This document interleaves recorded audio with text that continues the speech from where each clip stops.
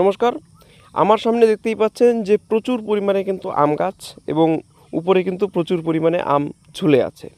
আপনারা হয়তো কল্পনা করতে পারছেন যে আমি এই মুহূর্তে কোথায় আছি।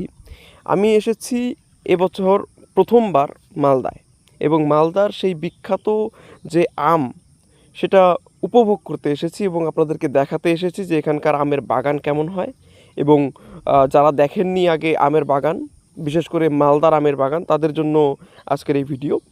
তাই সম্পূর্ণটা দেখার অনুরোধ রইল। দেখতে পাচ্ছেন যে উপরে কিন্তু প্রচুর পরিমাণ আম ধরে আছে। আপনারা জেনে থাকবেন যে মালদায় এই সময়ে কিন্তু প্রচুর মানে মালদা আমের জন্য বিখ্যাত। সারা পশ্চিমবঙ্গে কিন্তু মালদা থেকে আম যায়, এমনকি বিদেশে পর্যন্ত যায়। তাই আজকের এই ভিডিও আপনারা সম্পূর্ণটা দেখবেন এবং সম্পূর্ণ আমের যে বাগান সেটা আমি আপনাদেরকে ঘুরে দেখাচ্ছি। দেখতে পাচ্ছেন সর্বপ্রথম গাছগুলো কিন্তু বেশি একটি বড় নয়, যদিও গাছগুলোর কিন্তু বয়স রয়েছে।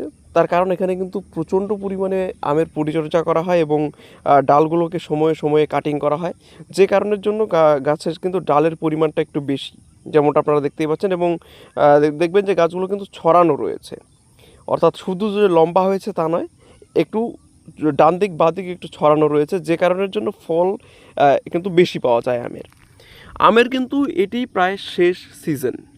আর কিছুদিন পরেই কিন্তু আম সম্পূর্ণভাবে শেষ হয়ে যাবে। হ্যাঁ, কয়েকটি জাত রয়ে যাবে, যেমন এখানে আমরা যদি বলি ফজলি আমের কথা, তাহলে সেক্ষেত্রে ধরা যায় যে ফজলি আমটা কিন্তু বেশ কয়েকদিন আরও সাস্টেইন করবে। তবে এই আমগুলো দেখতে পাচ্ছেন, এগুলো কিন্তু সবগুলোই প্রায় একদম পরিপক্কের কাছাকাছি পর্যায়ে পৌঁছে গেছে।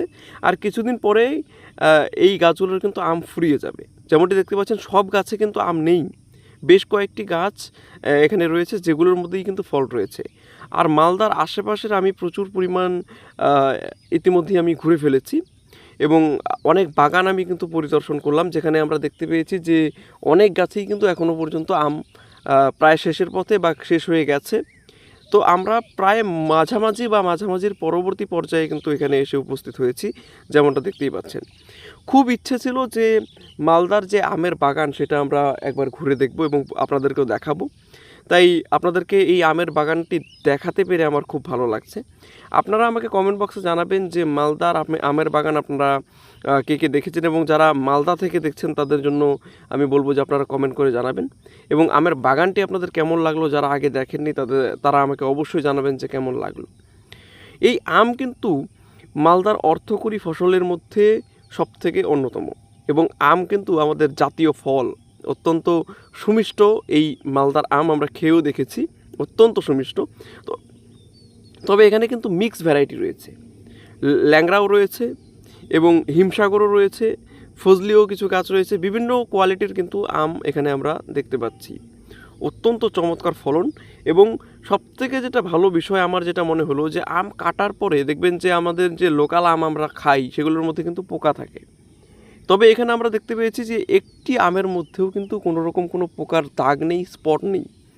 অর্থাৎ আপনারা যে কোনো আমি এখানে কিন্তু কেটে আপনারা দেখতে পারেন একটি আমের মধ্যেও কিন্তু কোনো রকম কোনো পোকার দাগ নেই, যেমনটা দেখতে পাচ্ছেন যে একদম স্বচ্ছ পরিষ্কার আম। এটি আমার একটি মালদার আমের বিশেষত্ব মনে হয়েছে। আপনারা কে কোথা থেকে দেখছেন এবং আপনাদের ওখানে কী কী জাতের আম পাওয়া যায় সেটা আমাকে জানাবেন।